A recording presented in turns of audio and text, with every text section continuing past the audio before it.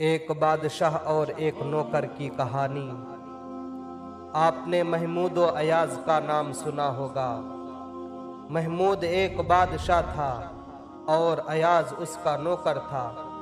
بادشاہ تمام نوکروں میں سب سے زیادہ محبت ایاز سے کرتا تھا، اس لیے تمام نوکر اس فکر میں رہتا تھا کہ اس کی کوئی شکایت کر کے بادشاہ کا دل کھٹا کر دوں تاکہ بادشاہ کی محبت ختم ہو جائے۔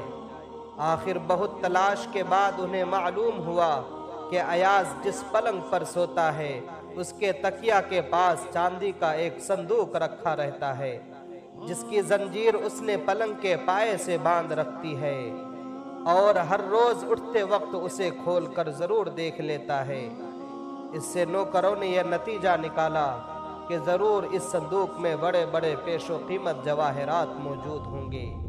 ایک دن موقع پا کر تمام نوکروں نے بادشاہ سے عرض کیا، حضور، ایاز کے پاس جواہرات کا ایک ایسا صندوق ہے جس کی زنجیر اس کے پلنگ کے پائے میں بندھی رہتی ہے، اور وہ جب بھی صبح اٹھتا ہے وہ سب سے پہلے اس صندوق کو دیکھتا ہے، اس کے بعد وہ کمرے سے باہر نکلتا ہے۔ یہ بات سن کر بادشاہ بھی حیران ہوا اور کہا کہ ایاز کو بلایا جائے، اور کہا، ایاز، جو تمہارے پاس صندوق ہے اسے یہاں لے آؤ تاکہ میں بھی تو دیکھوں اس صندوق میں ایسا کیا چیز ہے جسے تم دیکھے بغیر کمرے سے باہر نہیں نکلتے۔ تو ایاز نے اس صندوق کو بادشاہ کے سامنے لا کر رکھا اور چابی بادشاہ کو دے دیا اور کہا کہ حضور، آپ اپنے ہاتھوں سے کھول کر دیکھ لیں۔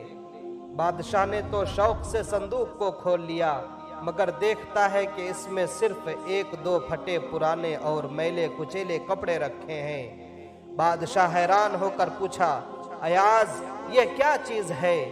تو ایاز نے کہا، حضور، یہ وہ کپڑے ہیں جنہیں میں آپ کے یہاں نوکری کرنے سے پہلے پہنا کرتا تھا، اور اب ہر روز اس لیے دیکھ لیتا ہوں کہ امیری کی بو میں اپنی پہلی حالت نہ بھول جاؤں، اور اس دولت پر جو اب آپ کے طوفیل میسر ہوئی ہے مغرور نہ بن جاؤں۔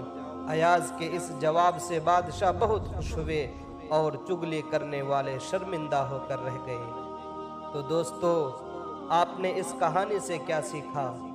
کہ انسان کے پاس چاہے جتنی دولت آ جائے مگر اس کو تکبر اور گھمنڈ نہیں کرنا چاہیے، اس کو اپنی پرانی زندگی کو یاد رکھنی چاہیے، کیونکہ دینے والی ذات بھی اللہ ہے اور لینے والی ذات بھی اللہ ہے۔